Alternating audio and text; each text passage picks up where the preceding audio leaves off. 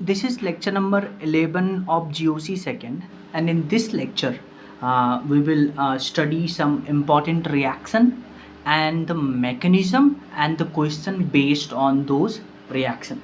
So let's start this lecture with a less important reaction, that is Franklin reaction. So Franklin reaction में क्या होता है, हम लेते हैं एल्काइल हैलाइड और एल्काइल हैलाइड का रिएक्शन करवाते हैं जिंक के साथ में। तो 2 मोल लेते हैं एल्काइल हैलाइड का। तो यहाँ से क्या होता है, यहाँ से आपके पास बनता है R2Zn। ये जो R2Zn बना, यहाँ से एक R और यहाँ से एक R और यहाँ से Zn, तो ये बन गया R2Zn। इस R2Zn को हम बुलाते हैं Franklin reagent. Franklin reagent, Franklin reagent, और साथ में यहाँ पे बनता है ZnX2। तो ये रिएक्शन है। अब देखिए कि ये जो आपके पास R2Zn यानी कि फ्रैंकलिन रिएजेंट बना है, ये बेसिकली एक ऑर्गेनोमेटेलिक कंपाउंड होता है। तो अब हम क्या करवाएंगे, ये R2Zn का रिएक्शन करवाएंगे एक दूसरे एल्काइल हैलाइड R' के साथ में।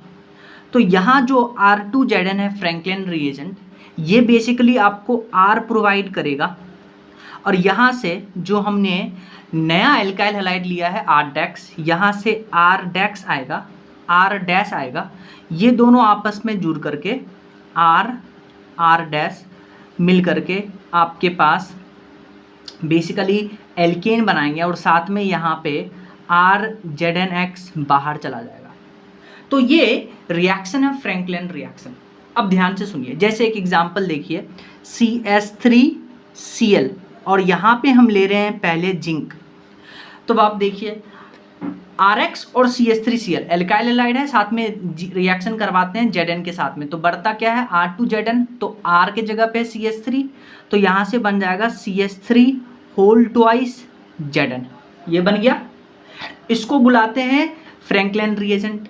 अच्छा, अब क्या करवाते हैं, फ्रैंकलिन रिएजेंट जो बना, अब देखिए इसका हम एक बार रिएक्शन करवा रहे हैं CH3Cl के साथ में, और एक बार रिएक्शन करवा रहे हैं CH3CH2Cl के साथ में। तो देखिए R' का रिएक्शन करवा रहे हैं फ्रैंकलिन रिएजेंट के साथ में। तो यहाँ से आएगा R, यानी कि यहाँ से आएगा CH3 और यहाँ से भी आएगा CH3। तो ये CH3 मिल करके आपके पास सिमेट्रिकल एल्केन बना लेंगे, और ये CH3 यहाँ से और ये CH3CH2 मिल करके अनसिमेट्रिकल एल्केन बना लेंगे, CH3CH2CH3। तो ये आपको याद रखना है फ्रैंकलिन रिएक्शन में। फ्रैंकलिन रिएक्शन में क्या याद रखना है कि हैलाइड आया, साथ में जिंक दिखा, तो फ्रैंकलिन रिएक्शन याद आना चाहिए। रिएक्शन कैसे प्रोसीड करेंगे वो आपको समझ में आया। नेक्स्ट हम रिएक्शन पढ़ने जा रहे हैं कोरी हाउस सिंथेसिस।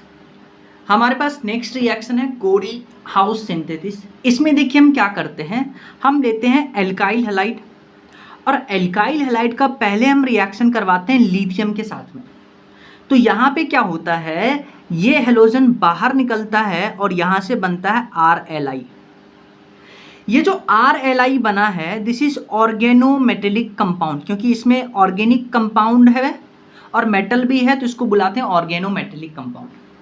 फिर हम क्या करते हैं, RLi का रिएक्शन करवाते हैं कॉपर आयोडाइड के साथ में, CuI के साथ में। तो यहाँ से क्या होता है, हमें मिलता है R2CuLi। अब ये जो R2CuLi आपके पास मिला है, इसको बुलाते हैं गिलमैन रिएजेंट। क्या बुलाते हैं, गिलमैन रिएजेंट। ठीक है। अब ये जो आपको कहीं भी गिलमैन रिएजेंट दिखे, तो यहां से आपको क्या करना है, R नेगेटिव निकाल लेना है। ठीक है।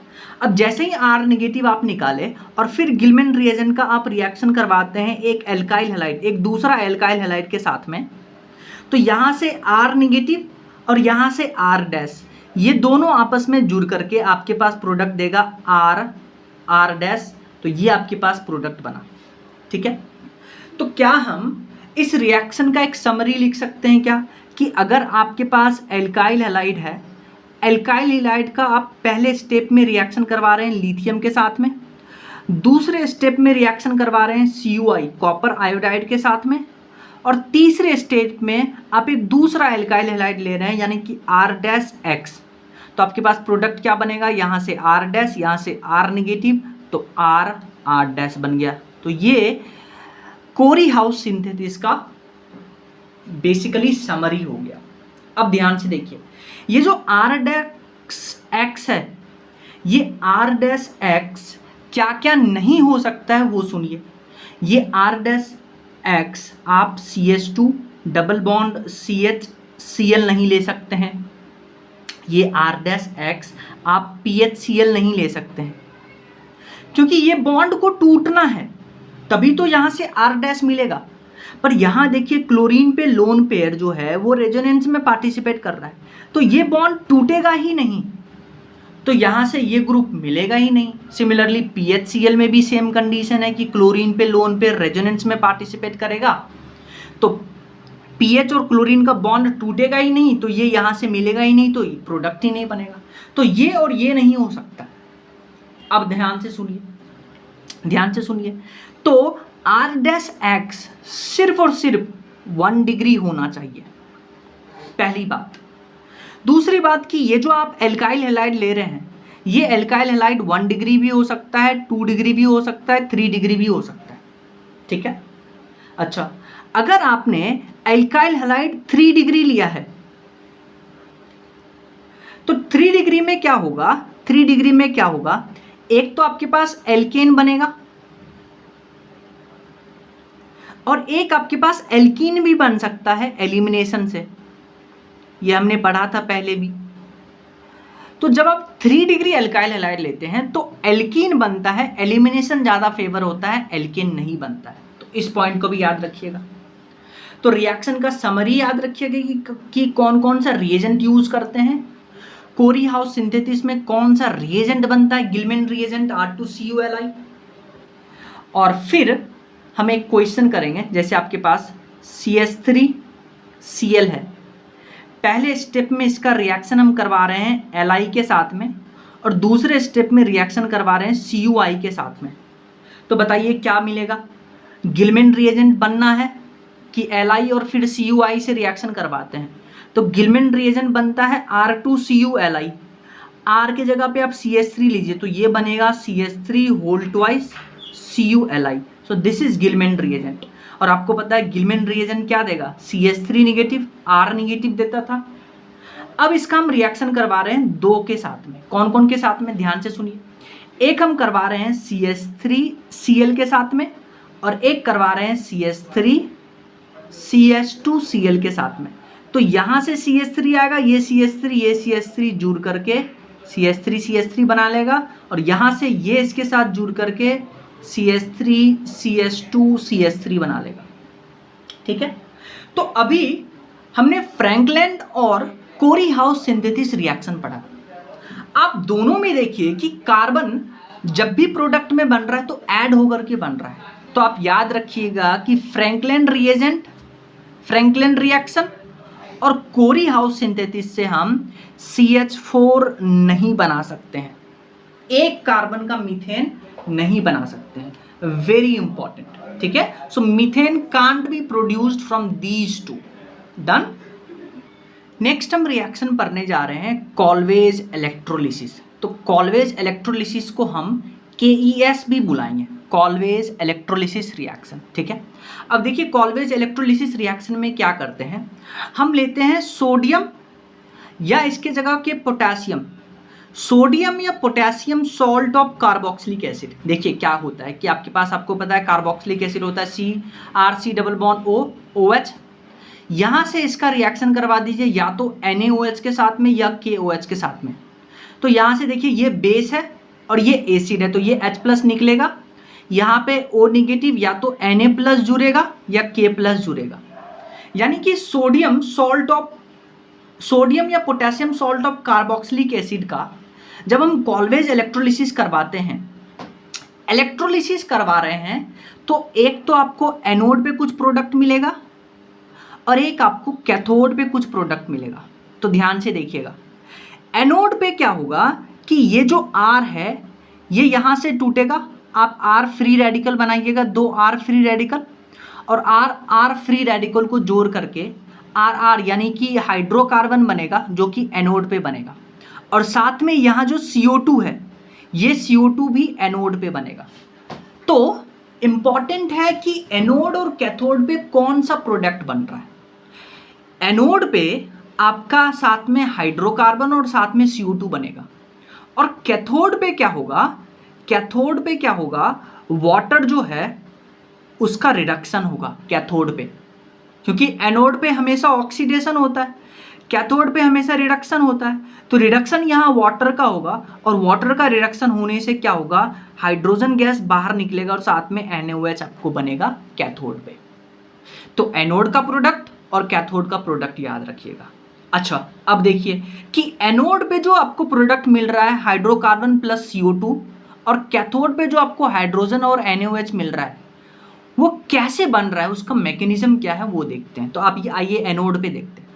आपको पता है एनोड पे हमेशा ऑक्सीडेशन होता है, इलेक्ट्रोकेमिस्ट्री में पढ़ते हैं। तो यहाँ पे है आपके पास RC double bond O negative. Oxidation का मतलब क्या है कि इलेक्ट्रॉन का बाहर निकलना। तो अब आप क्या करिए, इस ऑक्सीजन पे जो 2 इलेक्ट्रॉन है, एक इलेक्ट्रॉन को तो आप बाहर निकाल करके यहाँ लेके आइए, और एक इलेक्ट्रॉन जो इस पे बचा, इस इलेक्ट्रॉन को आप यहाँ पे लेके आइए, और ये जो R और C के बीच में 2 इलेक्ट्रॉन है, एक इलेक्ट्रॉन को तोड़ करके यहाँ और एक इलेक्ट्रॉन को R पे लेके जाइए। तो आपके पास क्या बना, R फ्री रेडिकल, और साथ में यहाँ से CO2 बाहर निकल गया। देखिए एनोड पे कैसे ऑक्सीडेशन हुआ आपको समझ में आया। अब ये जो R फ्री रेडिकल आपके पास बना है, इस R फ्री रेडिकल को एक ऐसा ही R फ्री रेडिकल से जोड़ करके आपके पास हाइड्रोकार्बन मिल गया एनोड पे, और साथ में CO2 मिल गया एनोड पे। अब आइए कैथोड की बात करते हैं। आपको पता है हमेशा कैथोड पे रिडक्शन होता है। रिडक्शन मतलब इलेक्ट्रॉन का जुड़ना। तो आइए वाटर का रिडक्शन करवाते हैं। तो वाटर में आप इलेक्ट्रॉन जोड़िएगा, कैसे कि वाटर में जो ये जो H और OH के बीच में बॉन्ड है, इसमें 2 इलेक्ट्रॉन को OH अपनी तरफ लेके जाएगा। हाइड्रोजन पे आया पार्शियल पॉजिटिव, ये जो एक इलेक्ट्रॉन आप इसको खिलाइएगा तो यहाँ से बनेगा H रेडिकल, साथ में OH बाहर गया। इस OH के साथ में Na प्लस जाके जुड़ जाएगा और आपके पास NaOH मिलेगा कैथोड पे, और H फ्री रेडिकल और H फ्री रेडिकल आपस में जुड़ करके हाइड्रोजन बना लेंगे कैथोड पे। तो कैथोड पे मिला हाइड्रोजन प्लस NaOH। ठीक है, अब ध्यान से देखिए, आप क्या करवा रहे हैं, सोडियम या potassium salt of carboxylic acid का जब आप कॉल्वेज इलेक्ट्रोलिसिस करवाते हैं तो आपके पास क्या बनता है, हाइड्रोकार्बन। हाइड्रोकार्बन हम इसीलिए बोल रहे हैं क्योंकि यहाँ एल्केन, एल्कीन और एल्काइन कुछ भी बन सकता है। ठीक है, अब ध्यान से देखिए, आपको कैथोड पे NaOH मिल रहा है। NaOH मतलब बेस।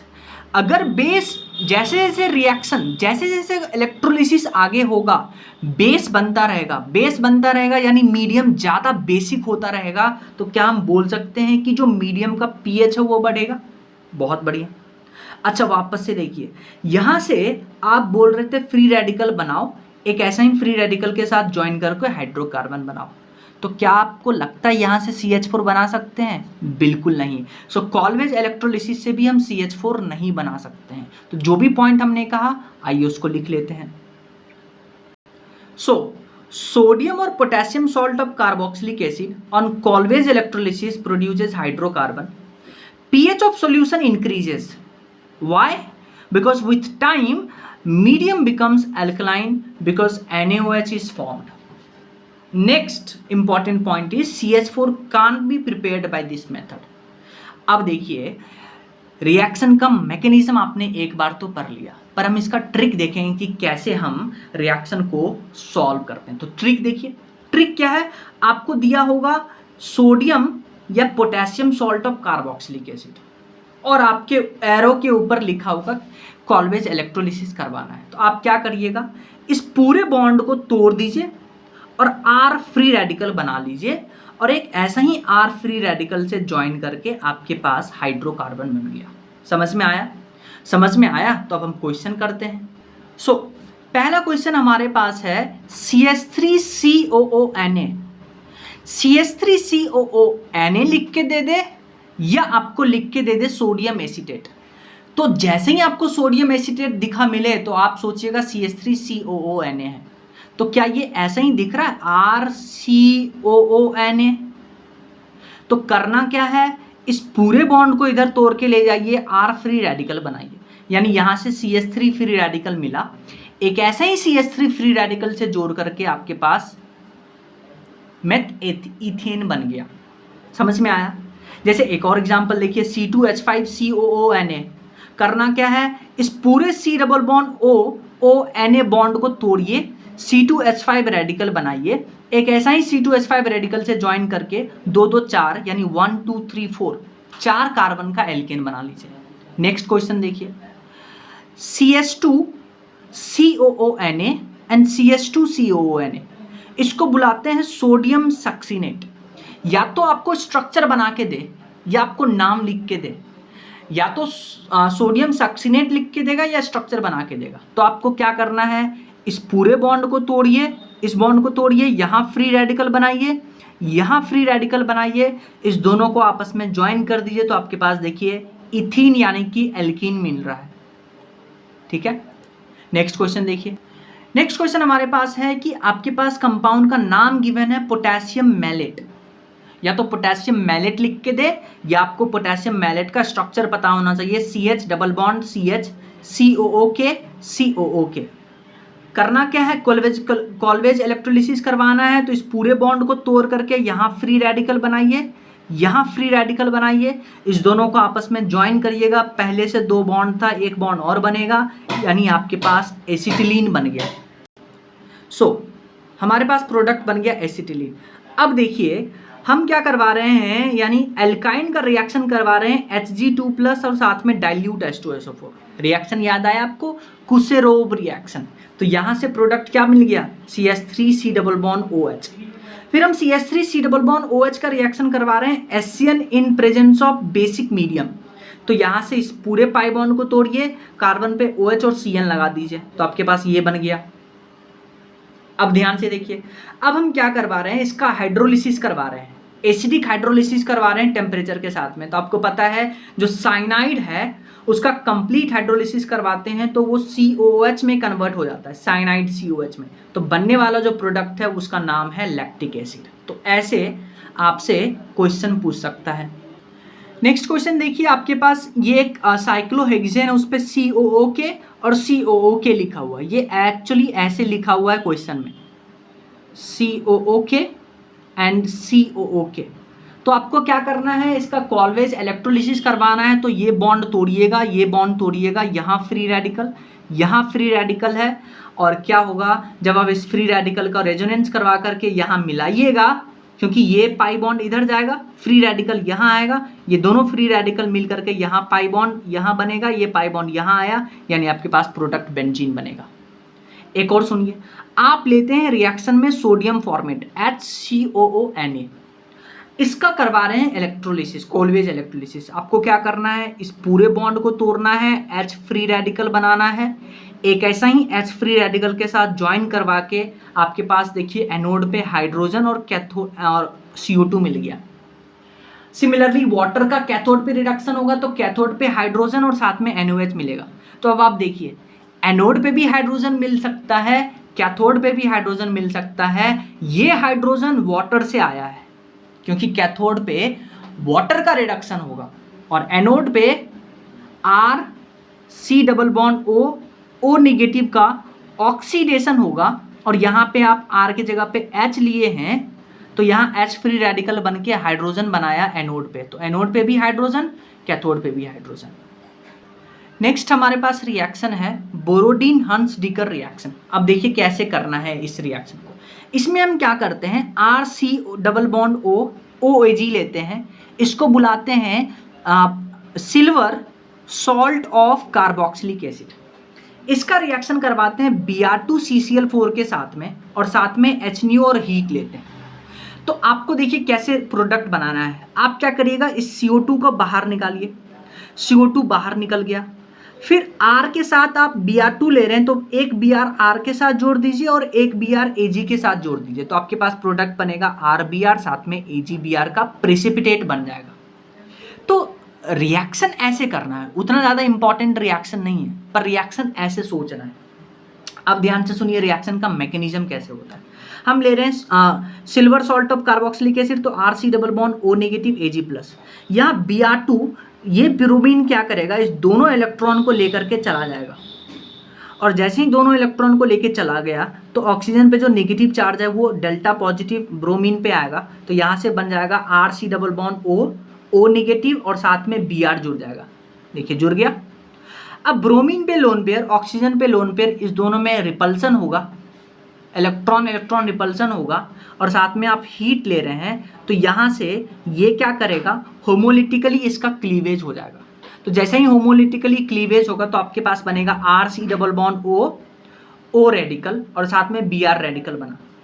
तो यहाँ से आपको क्या करना है, इस CO2 को बाहर निकाल देना है, क्योंकि ये बॉन्ड में क्या होगा, एक इलेक्ट्रॉन यहाँ जाएगा और एक इलेक्ट्रॉन R पे जाएगा, तो यहाँ से R रेडिकल बनेगा और एक इलेक्ट्रॉन जो यहाँ से गया है और ये इलेक्ट्रॉन आपस में मिलकर के CO2 बाहर बना लेंगे और R रेडिकल बनेगा। ये R रेडिकल Br रेडिकल के साथ जुड़ करके RBr बनाएगा। तो mechanism is not important, reaction का आपको रिएजेंट याद होना चाहिए और क्या क्या प्रोडक्ट बन रहा है वो याद होना चाहिए।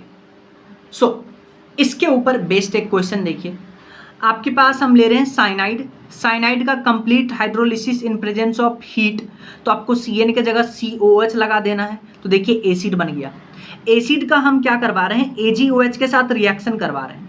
एसिड AgOH क्या है, बेस, तो एसिड बेस रिएक्शन होगा, यहाँ से वाटर बाहर जाएगा तो आपके पास बनेगा CH3 C double bond O OAg, तो आपके पास मिल गया CH3 C double bond OAg।